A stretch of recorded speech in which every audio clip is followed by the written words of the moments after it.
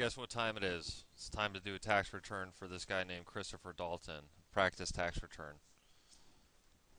So let's get started. This is our practice tax returns database inside Lacert tax software. You may be using a different kind of tax software, but hopefully this video will still be helpful to you just as looking at the process. And we're going to look at a couple interesting situations with regard to Mr. Dalton's tax return. He's got a pretty good one here, and he's got a new rental property, which is also always adds some element of interest to the tax return. So we'll go ahead and add the client first. So let's go ahead and call him client number 10. Let me get reminded about my update later so we don't get thrown off. So California resident. Okay, the first stage of any tax return is you want to set it up, get the basic information for the taxpayer into the tax software or into the 1040 if you're doing it by hand. Some people still do tax returns by hand, believe it or not. California resident, e-file on federal and state. We're expecting that unless the taxpayer for some reason doesn't want to do that. It's kind of the default option at this point. Filing status is one of the first things that we need to determine for a particular taxpayer. Filing status will affect many parts of the tax return. Okay, and it affects the bottom line of the tax return in most cases. And bottom line meaning how much tax the taxpayer has to pay. So it's something that really affects the person's money. That means it's important. Filing status for this gentleman, we can see on the write-up. You guys should have your source documents in front of you. Says he's a financial analyst by trade. He supported his mother entirely this year. She lives in Arizona. Her name is Grace Dalton, and we have her social here and her date of birth. So one of the first questions we would ask to try to determine filing status is, are you supporting anyone else? Do you have any other dependents? It sounds like he is supporting his mother. She does not live with him, so that's a little bit of where she may or may not be a dependent, because it depends how much income she has of her own. That gross income test, guys, is a pretty low test, and it's if you have income, if the potential dependent has income above the exemption amount for the year, which in 2012 is $3,800. That potential dependent normally should not be a dependent because they exceed the gross income test. In this case, it doesn't look like the mother has any other income, so she would be a dependent.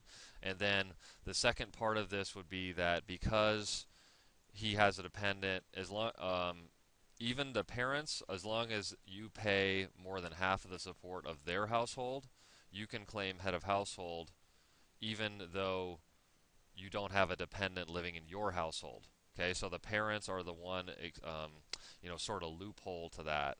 And head of household for this taxpayer, because he's a higher income taxpayer, you can look at his W-2, is going to be, it's going to be very beneficial for him. So we're going to go ahead and claim that head of household.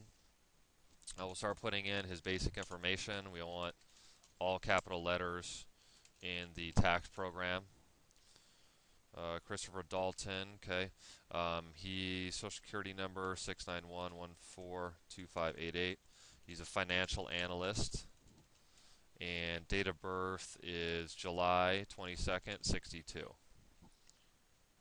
Okay, address we can get off the W-2. We would want to check it, of course, but 3988 Wicker Lane.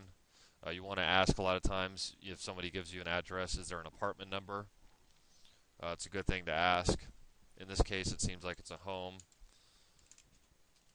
If you don't have the apartment number and there is an apartment number that's needed, a lot of times the mail won't get there. So you want to just try to, in this initial information stage, avoid any potential problems of missed mail and this kind of thing back and forth. So for a phone number, I'll go ahead and use our Monrovia office phone number. And for email, let's say it's cdalton62 at yahoo.com. Okay, so you got two modes of contact there. Very helpful. Put yourself in there as the tax preparer, the Pronto tax class graduate.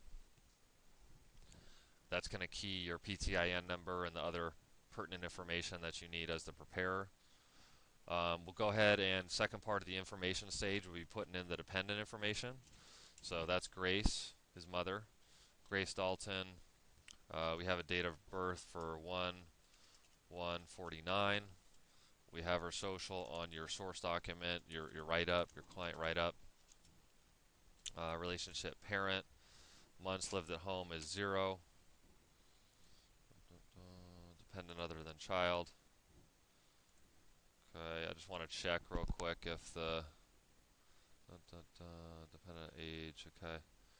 And this is, see this here, this informational diagnostic. Dependent age is greater than 23, and he or she may not qualify as a dependent under the qualifying relative dependency test if his or her gross income is greater than or equal to 3,800 for the year. So that's what we just talked about. That's that gross income test, and also say that taxpayer must provide over half of the dependent support. So we already kind of investigated that, but you can see how the software will allow you to kind of double check that and say, hey, if you didn't think about that, you should think about that now. And that's actually one of the best aspects of LaCert tax software, even though it is very, very expensive, is the diagnostics are really amazing on it. So I got to give Intuit a lot of credit on that. Not to do too much free advertising for them, but the diagnostics on LaCert are amazing. This is very, very helpful. Save you a lot of mistakes, as you've probably seen if you've been watching a few of these videos. So you have the dependent information in there. You want to ask, hey, any other dependents? In this case, that's going to be a no. We have this electronic filing, these two boxes that we check for the signature pages. Now we can go straight to the income. You can see here in the income section, and all tax software programs will have a similar, sort of layout where there's different areas that you enter different types of income, and you just want to kind of at this stage, he may have, because you can see here on his write-up, he may have questions about his rental property, and sounds like he went to a different tax preparer and he wasn't happy with what came out. So this kind of client might be peppering you with a bunch of different questions about, well, why isn't he getting any tax benefit from the rental property? What's going on with that? And maybe they're in a little bit of an agitated state. As a tax preparer, you really want to be able to stage out the interaction, stage by stage. And, once you get all the income into the computer, you'll be happy to get into with him, what's going on here with the overall tax return. But when somebody is kind of throwing all of that at you right off the bat, and you don't have any of the income information in the computer or into the tax return, it's going to be, you're not going to have a lot of good answers. So you kind of want to have a method of sort of, just being calm about it. Well, let's see what's going to happen. Let's put in this information and see what happens, and we'll definitely be able to answer some of those questions. So you can go here, plug in his W-2. You can see here that he is a high earner, so he's a financial analyst, a professional guy. He's obviously made pretty good headway in his career. He's making a good salary, over $200,000 a year. So that's pretty good. It's something that you would, definitely take note of and say, hey, this guy's making a good salary. He's a high earner. He also, you can tell that he has a 401k plan. So you need to check this box for a retirement plan. He's paid in a lot of withholdings, okay, $25,000, but he also has a lot of income. So maybe this won't be enough to cover it. You're just kind of scoping out, see what's going on. The state withholdings on this were also quite large. Okay, 14,371. SDI, state disability insurance, $1,009. The state ID number, you need these numbers for electronic filing, so 359-28941. Okay, that looks fine. You can see here that, again, this W-2 that you're looking at has an error on the Social Security wages, because the Social Security wages cannot be assessed or Social Security tax cannot be assessed beyond this wage base, which for 2012 was 110,100. And you can see on the W-2 that the Social Security wages are actually 202,000, so that's not correct. However, Medicare tax can be assessed beyond that wage base. This is only a wage base for Social Security tax. Medicare tax will be assessed on earned income without a limitation. So a little slight error on the W-2 there. We're not going to let that hold us back. We're going to continue to push forward on it. Okay, so we have the W-2 basic information in there. We also want to get the 401k contribution amount, box 12A, $20,004. Okay, that's the W-2. You just sort of moving along. Oh, actually, it looks like on the other W-2, I did a reprint of the W-2 and I did get it correct for the Social Security wages. So hopefully you have the correct version on that. But regardless, the point still remains that with the you don't pay Social Security tax on earned income above a certain amount, which is called the wage base. It's something good to keep in mind. Okay, next type of income. So we have a bunch of deduction information here. We're going to put that to the side for now because right now we just want to focus on the income, just getting all the income in. Next type of income looks like dividend income, and we put in the name of the payer. Looks like the Anweiser Company. 2,514. We're getting this off the 1099 DIV. Okay, the 1099 dividend statement, which is a statement that comes from the payer of the income. Okay, and remember with ordinary dividends,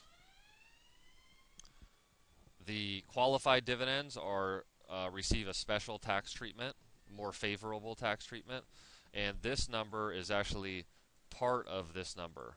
So like let's say you have here, just for example, $300 of qualified dividends. The total dividends received are still 2,514, and part of it, 300, is qualified. It's not the total is going to be 2,814.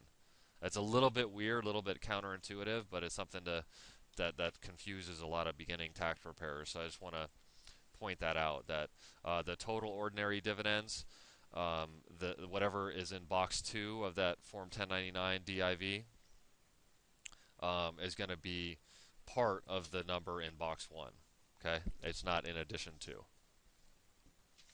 Okay, so we got the dividends in there. Next, we can see that he has this strange form, which is called a K1. Okay, a K1 is a income document. So similar to a W-2, is generated by a payer of income, but in the case of a K1, it's going to be a pass-through entity, and you can see here that CERT does a pretty nice job of outlining the different types of pass-through entities. So partnership, S corporation, estate or trust, REMIC. Okay, so that's any other entity where the income or loss is being passed through from the entity to the taxpayer's tax return, and the K1 is the information document showing the amount being passed through that needs to then be reported on the taxpayer's return. So we can see on here that the valuable corporation is an S corporation. If you look on the top of Schedule K1, you'll see Form 1120S. That means it's an S corporation. So we go here, S corporation, put in the employer ID number 481931396. Name of S corporation, valuable corporation. IRS center where it's filed looks like, let's see, it says Brookhaven on there, but we're going to actually go with Holtzville, New York. I think I just plugged in Brookhaven, seeing what would happen, but it doesn't look like that's an option. So let's go with New York, East Coast. When you see a K1 as a beginning tax preparer, a lot of people get really, panicked about it, and they think they can't do the return. A lot of times, it's really not that big of a deal. Like this K1 right here, it doesn't really look like too big of a deal. You're basically gonna, it's the same thing. You're data entering, you're reading a form, you're putting the information from that form into your tax software. So your main concentration is to get everything in the right box. Be accurate with your data entry. Obviously there's a lot more to it than that. I don't mean to, simplify it, and a lot of K1s can be, very confusing.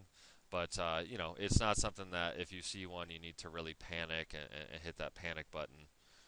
Anytime you're hitting the panic button when you're doing taxes, that's really not what you want to do. And the reason why that is not only for your own mental sanity, but it's for the impression of the client. So the client, they're the one that's supposed to be worked up. They're the ones that are going to feel nervous usually, because when you're sitting down to do their taxes, they're the ones whose money is at stake. There's the one who has potential to owe money, or they're the ones who really are intense about it. You don't really need to be too worked up. And let me actually need to do one thing, so just bear with me for 1 second.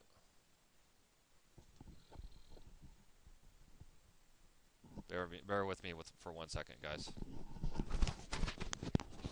Hey, babe. I'm doing a training video right now, but I saw that you called. What's up? Oh, just wanted to know, what time is your draft from, and what It's time will you... it's at 1 o'clock. Let me call you when I'm done. Oh, wait, I'm trying to make plans, because I was possibly going to get together with Ashley. Are you going to be there, and, till, this evening, or, what time would you foresee? It usually takes about 4 hours, but I'm, literally right in the middle of taping something, so I got to call you back. Okay. Sorry, guys. Had to take that phone call.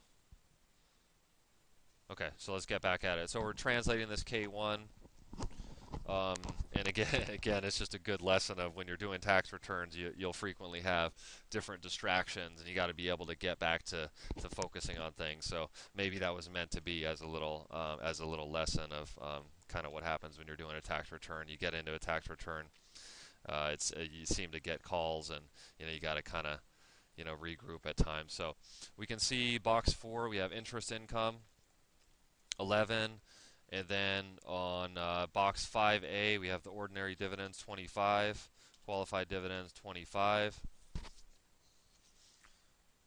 and then that's pretty much it for this K1. So as you can see, it's really not that big of a deal. You just put in the information that you get from the K1, and that's about it. I also want to look at, while we have the past year's tax return in front of us, when there's a more difficult tax return, like this one's going to be a little bit tricky, you want to look for items from the past year that can affect this year,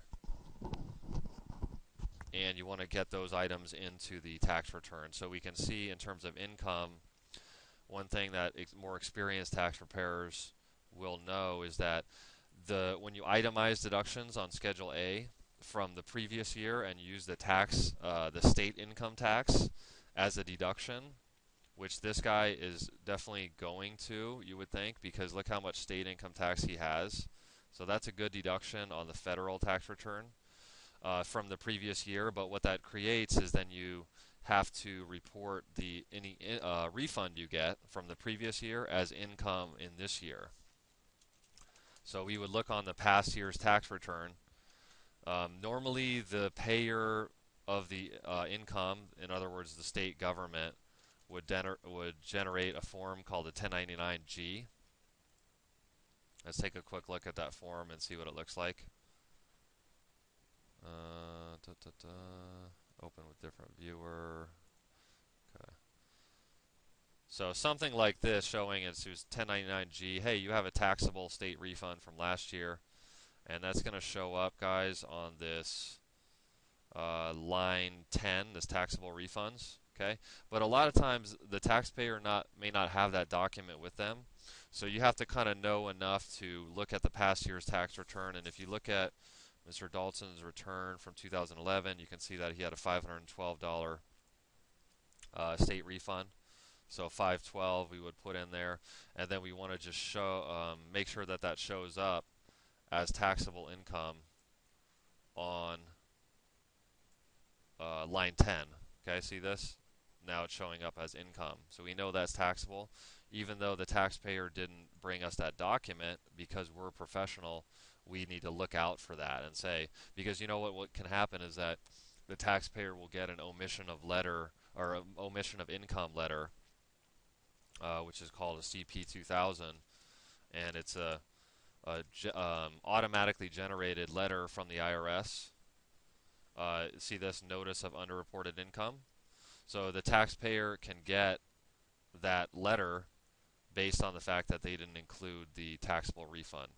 So it's something where a lot of tax preparation now, as the IRS has done more and more computer generated and letter audits, a lot of tax preparation is trying to get out in front and prevent those letters from going to your clients. Because no matter what, when your client gets a letter from the IRS, that never makes you look good. You know, it never is something that is going to be positive for you and your relationship with the client. So, not to say that it's always your fault, because a lot of times taxpayers will leave out information. They forgot a W-2 or whatever it might be. But as much as you can, when you're doing a tax return, you want to try to anticipate. Hey, let's avoid any problems ahead of time. And the state tax refund is one area where you can do that. Okay, so then you would ask the person, especially somebody who has a higher income like this, any other income, any stock trades, especially. It seems like he has some investments. Any stock trades, any business income, any gambling winnings. Didn't take anything out of your 401k or IRA, did you? And then we can go on to the rental income, because that's the other income. So let's look on the write-off here, and let's see what's going on with this rental property. So this is a new rental property. So let's go ahead and set up the return. Let's see. 30. Okay, it looks like we have two Form 1098s from the bank. We have one from California Bank, $25,388. One from Bank of England, $12,593. So which one do you think is going to be the one that's related to the rental property? Let's say the taxpayer doesn't know, because maybe they don't even know. Usually they would, but maybe they don't. What you can do, again, is reference the last year's tax return, and you can see the interest paid on the Schedule A for the personal home was $26,418. So that tells me that this California bank, the $25,000, those numbers are pretty similar. So that's probably the one from the personal home. So I don't want to use that right now. I'm going to save that, and I'm going to focus on the rental property at this point. So the address on here looks like it's literally almost right next door, 3999 Wicker Lane. And say it's a single family residence, 3999 Wicker Lane, Corona 92503. Okay, type of property, single family residence. Okay,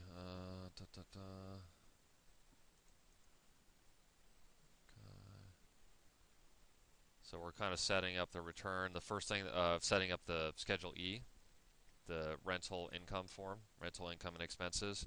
The first thing that you would need is to get the income. So start at the top of the form, get the income in there.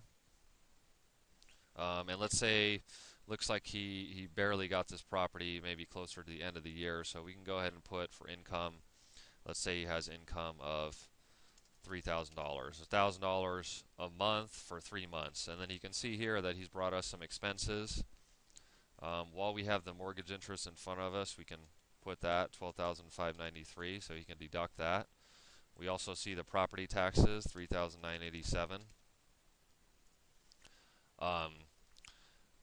So those are the two main deductions that you'll see, and you can see just by this figure, right, with this $12,000 deduction, he's already going to be at a negative, so he's going to have a loss.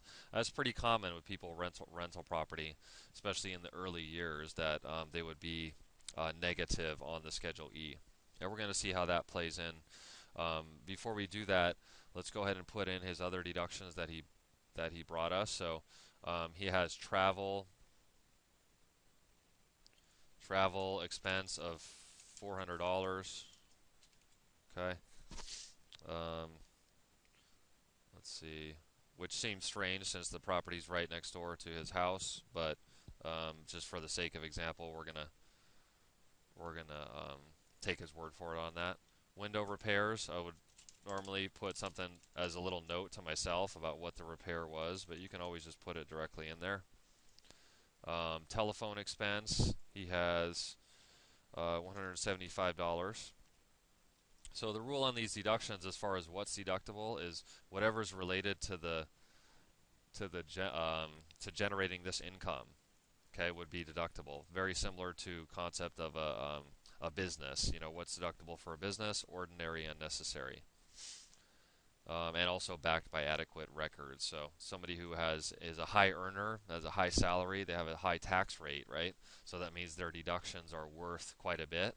That means that their substantiation requirements and keeping records on those deductions is very important for their own protection as a client, not because you're a stickler about it.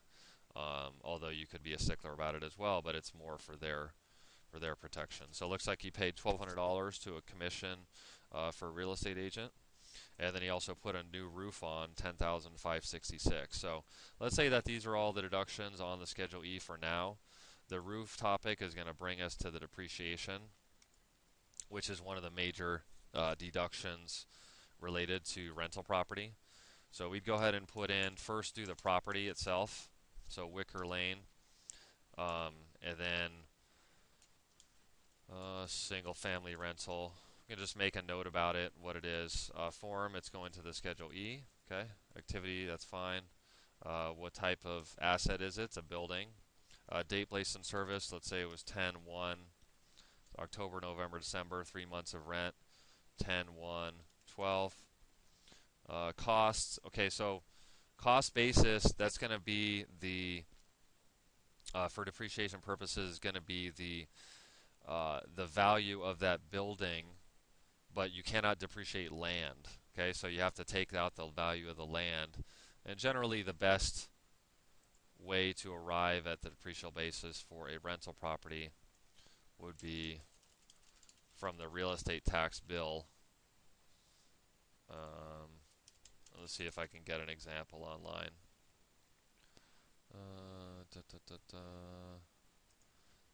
See if we can just kind of see how that would work. Property taxes. Okay, so let's show him serving me a lot of ads. Okay, so you basically have an assessment. Sales of delinquent property. Yeah, it doesn't look like I have a real good search result on that, guys, but if you ask for the property tax bill from the client, you'll see on there the assessed value, and you'll see the land value. In most cases, you'll see the land value, then you'll see the value of the improvements, and the improvements is the building. So that's the part that's depreciable, and not the land. Okay, so let's say for this property, we told you at the beginning of these tax returns that if you don't have every piece of information, use your imagination and make up the pieces of information that you would need. So I'm going to go ahead and follow my own advice on that and say that off that property tax bill, I got a depreciable basis of $214,000. Okay, and then the method is always going to be, let's see, it's always going to be 27.5 years, right? Straight line, if it's a residential rental property. Okay, so which this one is. And then in addition to the property itself, remember he also put on a roof. So we can go over here and we can add another depreciable item, which is going to be Wicker Lane new roof. And all these depreciation, always remember, guys, and keeping the big picture in mind, is that it's a deduction. Okay, so that's what it is. It's a deduction. That's why you're going through these, jumping through these hoops, is to get make sure that your client gets the full value for the deductions. So we have improvements here. It would be the category. Date placed in service, when would be the date that the roof was completed. Let's say that it was completed, the day before the property was rented, or right before the property was rented. The the cost basis would be 10,566. Okay, I'd use a straight line method on this, and the recovery period is supposed to be the same recovery period as it is for the property itself, for the building. So that would be 27 and a half years. So you can see this is the recovery period. I'll overwrite it to be 27 and a half. And then what you can do after you data entry, you can go to the depreciation schedule. Your tax software, all tax software should have something that generates this schedule here. And you can see, okay, here's the building. Here, current 179, section 179, no. So that's not right. So that, see this current one, section 179, 107,000. So that tells me automatically that there's an error here, because rental property, you don't get that section 179. And I can see here what the error is it's the wrong method. It needs to be 27 and a half year straight line.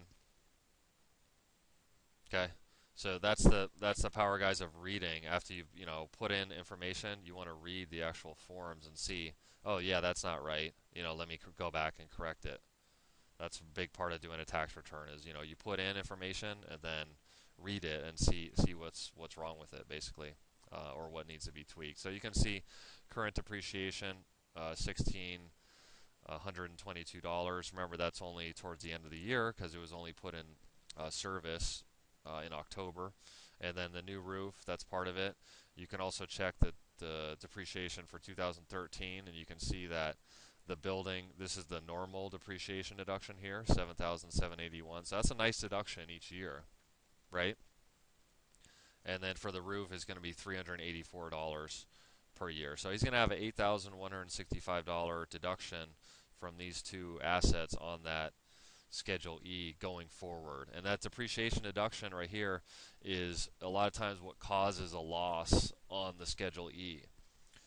Okay, and in a loss in taxes, there can be some tax benefits associated with having a loss deducting against your other income. So, and we'll see that as we go through this tax return. We'll see how that works. Okay, so we have the rental, we have the depreciation in there, we have the expenses in there.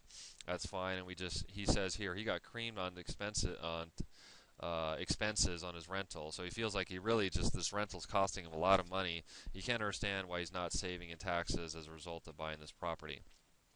So he's agitated. He went to his other tax preparer. He got some different advice. Hey, buy a rental property. It's going to help you out. And he's trying to understand, is it really helping me out? It sure doesn't seem like it. So again, when when the client's a little bit agitated, you want to go ahead and complete as much as you can of the tax return before you get into that area of agitation with the person. It's just kind of, okay, let's just keep moving on it. Let's get everything in there, and let's really see what's going on. So we just want to do the Schedule A now while we're on deductions, because we can see from last year he had a Schedule A, and he's going to have one this year too, because he has his personal home as well in addition to his rental. So somebody making $200,000 of salary, before they start buying rental properties, they generally going to be a homeowner as well. For income taxes here on the Schedule A, we're going to see that Lacert already pulled the withholdings from his W-2 into this area. So see this here, worksheet. Those are his withholdings that he paid from his job, right? You guys see this here? State income tax, SDI. So these are deductions on the federal tax return on Schedule A, right here. So that's his first major deduction. On the medical, remember, it has to be over 7.5% of his income. So for him, that's going to be like quite a bit. It's going to be like $13,500. So he probably has insurance if he has a good job. So he's probably not going to get up to that amount of medical expenses. So we can kind of glide over that. We have the taxes in there. We have the property taxes are on the Form 1098 from California Bank, so $4,952. Okay, his personal property tax would normally be any deductible portion of the DMV registration for his vehicle. So let's say, for sake of example, that was $319. You can plug that in there. Home mortgage interest would be, let's see, it's $25,388. Usually would like to ask at this point when I'm inputting the mortgage interest, hey, did you refinance at all? Any second loan or any other loan collateralized on the house? Because again, you're in that searching for deductions mode. So you're trying to find, hey, let me make sure I'm not missing any deductions, asking good questions. The charity, gifts to charity, let's say he gives $400 by check and $200 by non-cash. The work expenses looks like on his 2011 tax return, he had pretty many work expenses. Okay, pretty many. It looks like he had about $3,500. And let's say though for 2012, for the sake of simplicity and being able to finish this tax return in a good amount of time while this video is playing, let's go ahead and skip that. We don't really need that. Just keep in mind that that area of the Schedule A is subject to this 2% limitation.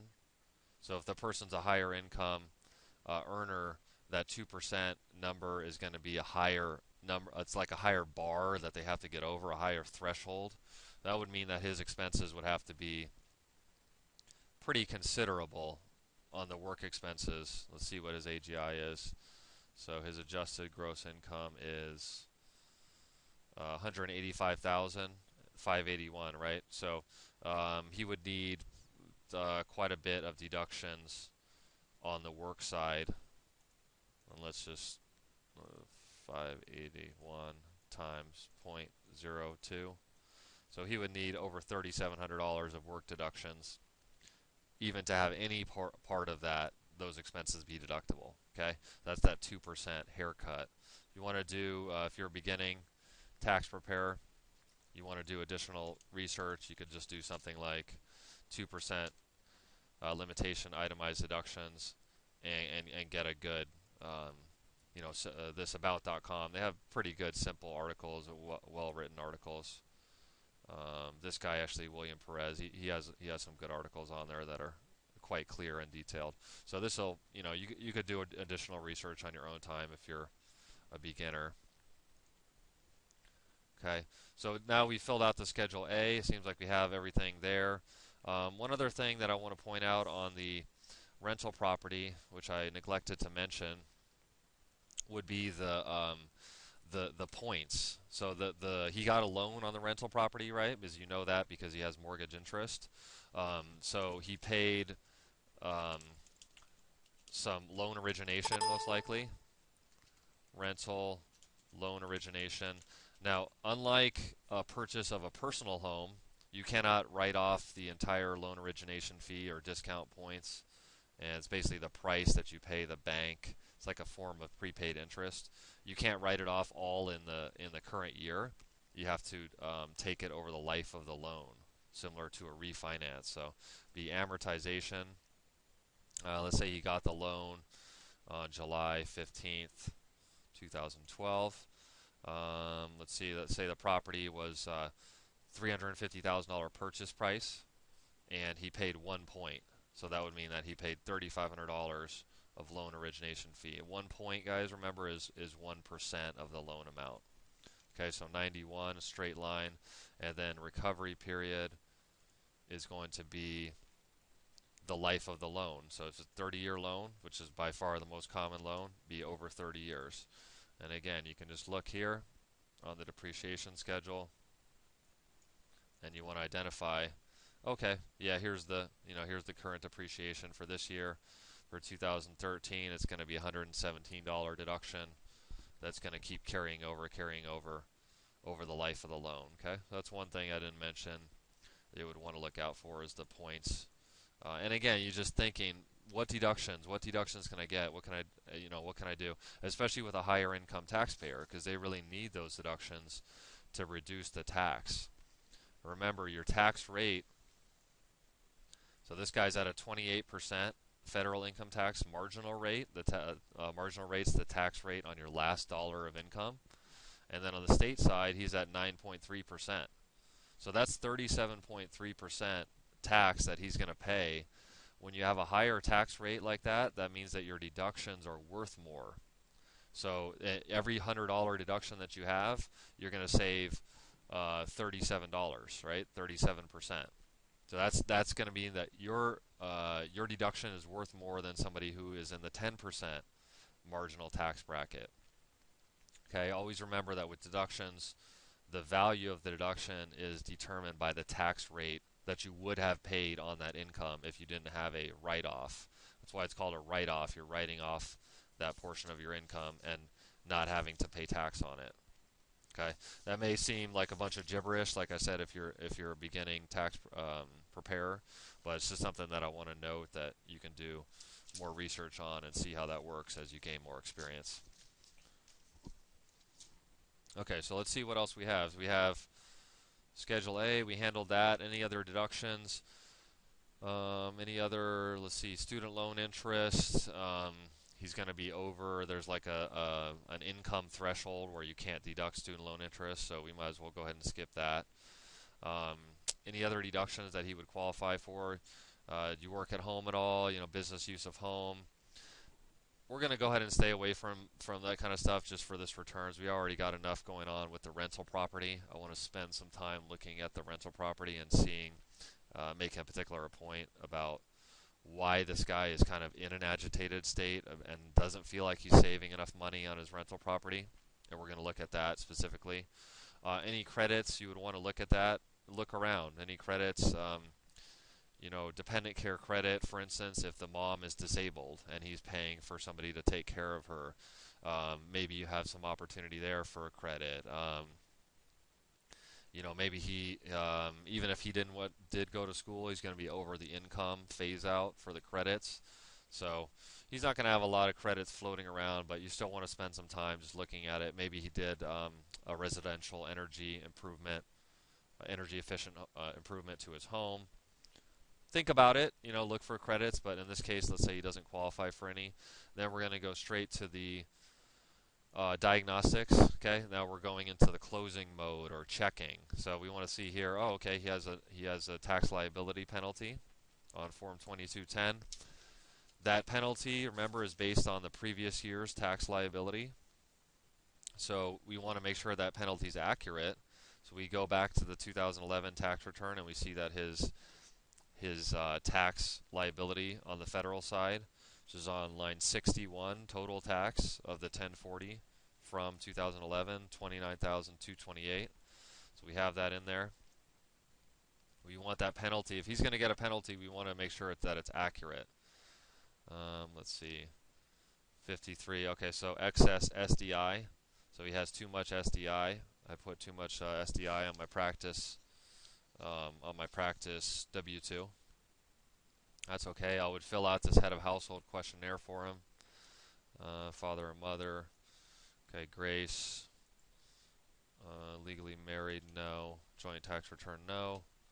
Citizen, yes. Income under 3,800, yes. More than half support, yes. Qualifying student. Person a full-time student, no. Legally married, no. Okay, best time to call, 9 a.m.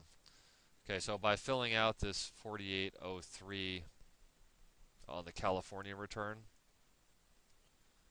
4803E, this right here, this questionnaire, it helps your client avoid getting a letter, which is the same questionnaire. So California automatically mails. They know that the head of household filing status is frequently abused, so they send out a paper mail letter verifying that the person qualifies and asking them these certain questions. So if you're a tax preparer that, again, you want to prevent any letters that you can to your client, you go ahead and fill out that ahead of time and submit it with the tax return to avoid that letter to your client. Like I said, letters never make you look good. Letters from IRS or any other tax people doesn't make you look good to your client, even if it's not your fault. So just kind of try to get out in front of that. Okay, so we checked out the diagnostics, disaster area, blah, blah, blah. Okay, dependent age, yes. The taxpayer, okay. That all looks fine. There's just sort of information.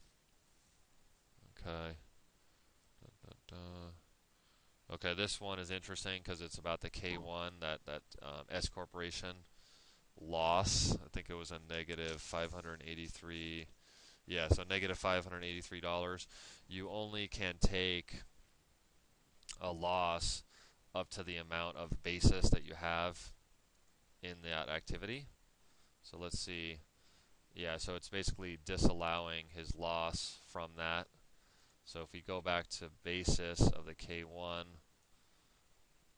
basis basically implies how much he's into the activity for, so how much he has at risk or how much he has invested.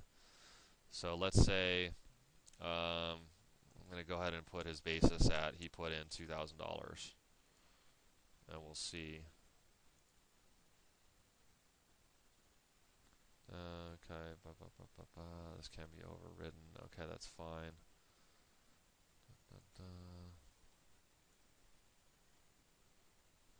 Okay. Basis. Okay, so it's a little bit of a tricky tax return, guys. We're going to look at one particular issue right now, and I'll go ahead and use the Form 1040 to illustrate this. So let's go to Schedule E, and we'll see with the rental property that he has see this negative 17,000. So this is what the tax preparer that was telling him, hey, if you get a rental property, you could really save a lot in taxes because you have a high marginal tax rate, right? And you have and you can take a loss on your rental property. But then when he comes down here, he sees this Form 8582, which is the passive activity loss limitations. Okay, and this form basically is designed, and this tax law, this passive activity loss limitation law, is intended to prevent this person, like this higher income person, from using a rental property. And also, see this all other passive activities. This is that S corporation. So he has, between the rental property and the S corporation, he has a loss of negative 18,000. And so in order to prevent him from taking minus 18,000 against his other 180,000. So that's a big deduction that he could be getting. In order to prevent him from doing that, they have this loss limitation, where if your income is over $150,000, as this guy's is, because you can see his modified adjusted gross income is 185,581. Okay, he doesn't see this zero here. He doesn't get any loss that he can take. Okay, so that's going to make a big impact, because that's where his frustration's coming from. He's saying, I thought I was going to save money and have a big minus sign on this rental real estate right here, like minus 18,000. That's going to reduce my other income, right? But now I see that I'm not getting any benefit from that, so that's really frustrating me. And that is the joy of this passive activity loss limitation. You don't get to do that when your income's over that 150. Now let's go back, and just for fun, we can change this.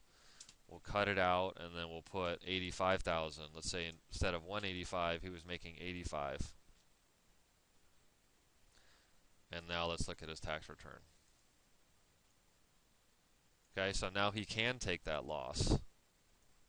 Okay, so that's for a higher income taxpayer. That passive activity loss limitation with regard to rental property is kind of a sticking point, because say somebody's like a doctor or somebody who makes really good money, they may hear, well, there's a lot of tax deductions associated with real estate, so if I start buying rental properties and losing money on them using the depreciation deduction to essentially create like a paper loss or a tax loss, I'll reduce my taxes. No, not necessarily.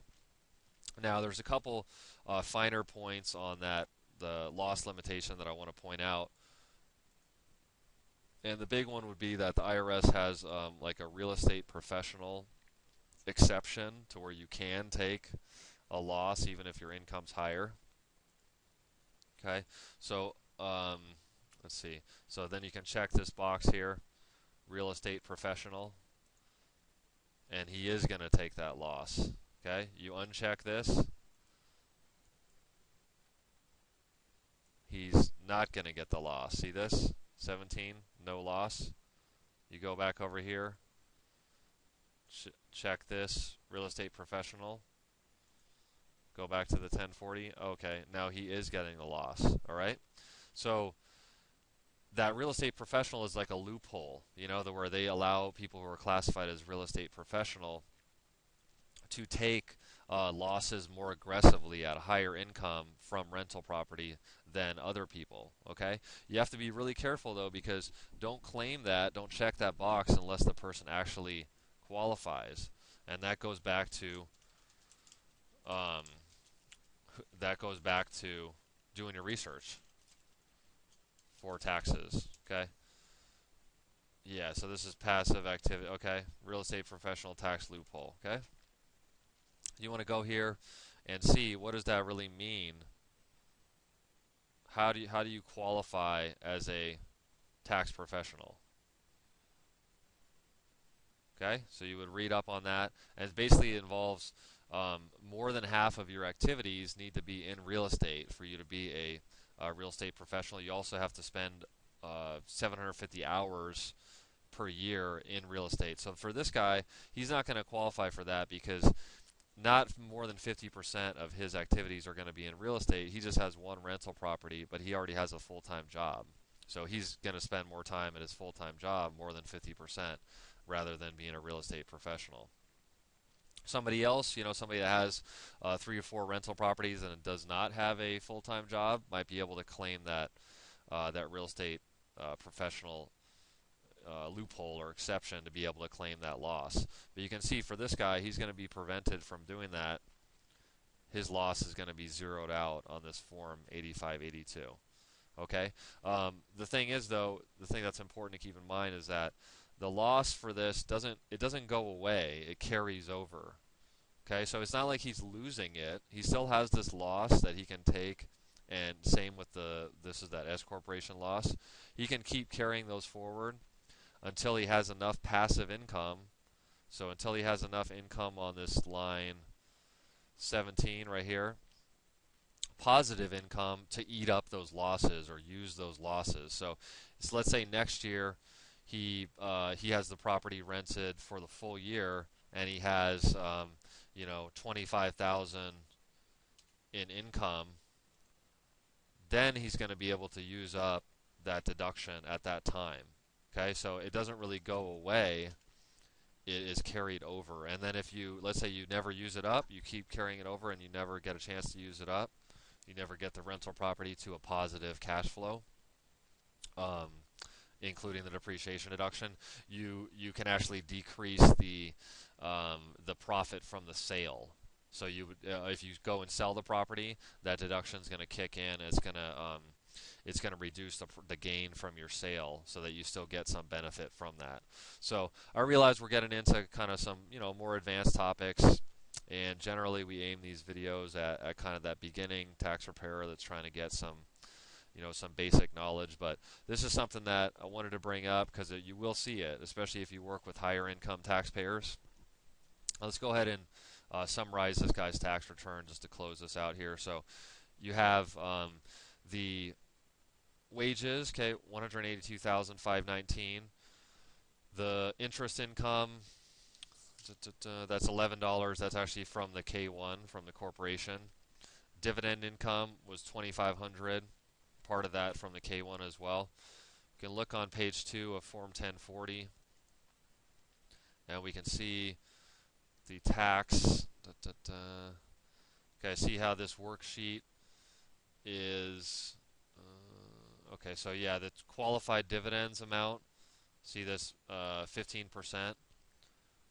This amount of qualified dividends is a lower tax rate. Okay, so normally he would have a tax rate, right, of 28% on the federal, but for those qualified dividends, he gets a special lower tax rate of 15%. So that's something to know. That might be a little bit of good news for him since he can't use. He's upset about the real estate loss thing. So that's the taxable refund from the state. Total income. You got quite a few itemized deductions. The main one is the taxes. This includes real estate taxes, also the car registration tax, personal property tax, and the state income tax withholdings. Interest income from the personal home, 25,388. Contributions, 600. Total itemized deductions, 46. Deduction means subtraction, right? Deduction from the income before they apply the tax. Now you're at exemption deduction. You get $3,800 exemption deduction for each dependent. So he has himself and his mom. So again, that would deduct. Now you're at your taxable income, 131,342. The regular tax on that would be 27,422. The only thing is he has this joyous experience called the alternative minimum tax, 3,532. So that's essentially an extra tax that kicks in, and here's the form where it's calculated, form 6251. See this taxes figure here? They're basically removing this deduction and recalculating his taxable income. See this alternative minimum taxable income, and then they have different tax rates here. See these are the AMT tax rates, and they say, hey, this was your normal tax by our regular tax system, 27, but we're going to slap on an extra AMT, 3,500. Okay, so the AMT is something where, just like the passive activity loss limitations, this type of client is usually not going to enjoy tax time a whole lot. You know, they're not going to be somebody that gets a ton back, you know, and gets every benefit from every credit and deduction. A single person making this kind of money, they usually get hit harder than a lot of other taxpayers. So you can see the AMT gets added on to the regular tax, and okay, now this is your tax, $31,000 to the federal government. So this is your bill. This is how much you already paid, Mr. Dalton, out of your W-2. You can double check box 2 of the W-2. He paid $25,319 federal income tax withholdings. That's not going to be enough to cover your real bill. So yeah, and plus you have a little underpayment penalty. So you're going to owe $5,600 additional. So yeah, not a real fun time as far as for the taxpayer experience, but you know, it's still an interesting tax return nonetheless, and it's a tax return that a higher income single person like this, they'll experience this kind of pain on a annual basis. Okay. The good news would be on the state side, the tax is $10,000, and he already put in more than that, $14,371. So $14,371 that he already paid from his W-2 withholdings is enough to pay his tax, and he'd get the excess back on the federal state refund. So you're definitely happy to see that at that point, because that's going to kind of, you know, balance out his federal debt, and he's only going to be about $1,400 in the hole. After he gets his state refund, then he pays his federal tax due. So it could be worse. You know, it could be, you could be not making $180,000 a year. You could be making $18,000 a year, like a lot of other people. So you want to develop some scripts and some ways of handling this client that isn't going to be happy at tax time. You know, the income tax system is designed where higher income people, it's a progressive system, so higher people with higher taxable incomes or higher incomes are going to be taxed more, and that's just the setup of our system. It doesn't mean everybody has to like it or agree with it. That's kind of the way it is, and as a tax preparer, you're living in the real world of, hey, not everybody's going to be happy, because after all, this is taxes. This is the government taking part of your hard-earned money, so a lot of people aren't going to necessarily enjoy that process.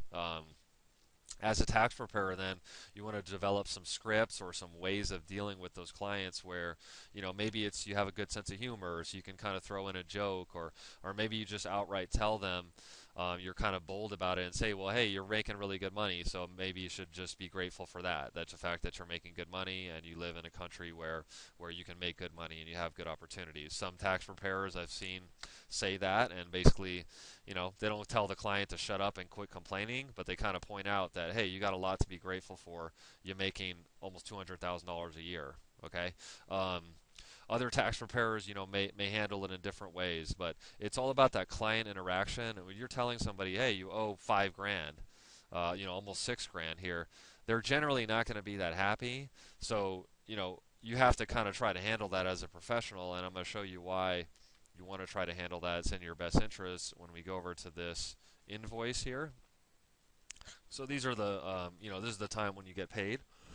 So you can see this tax return's got a lot of forms on it. We generally charge by the forms. A lot of tax places do. So we would input our form charges in here, and it's going to add up to quite a bit, right? $415. So this is a nice tax return. It's complex. This is a good client that you can provide a lot of value to for future years, and it's a good fee. So when you come down here, and if you tell the person, oh yeah, you owe 5,600, and you just kind of leave it at that, and you don't have any identification, you don't have any rapport with the client where you're feeling their pain, or you have a suggestion about something that they can do to lower the pain. You just sort of slap it on them and don't really consider the fact of that this is not really that pleasant. You're going to have trouble collecting, because you're going to then slap on, oh yeah, and by the way, you owe me $415. Okay, so think about it as a human being. When you're getting bad news and then you're getting a big bill on top of that, you have to be able to navigate that as a tax preparer, and that's something that a lot of beginning tax preparers have to kind of learn by experience. So what I would say, and hopefully this practice tax return has given you some experience to do, is kind of think about it ahead of time. How are you, when you have to give bad news like this, how are you going to handle it with the client? Maybe different clients you handle it different ways, but it's something that you want to think about ahead of time, because it's something that will matter to the client. Even if, it's subconsciously, they have a good impression of you. Hey, I still like you, even though the fact you just told me that I owe 5,700. If you can get that dynamic going where the person respects you, and is still willing to pay you, frankly, even when you have bad news, then you'll know you're really becoming a great tax preparer. All right, that's about all I got for now. I hope that return was challenging for you and showed you a few interesting things, especially this Form 8582, this passive activity loss limitations, is something that you kind of, when you're new, you don't see it until you see it. So I want to kind of give you an advanced glimpse at that, because it's something that can make a pretty big impact on a taxpayer situation, as we saw for Mr. Dalton. So, all right, guys, all the best. Take care.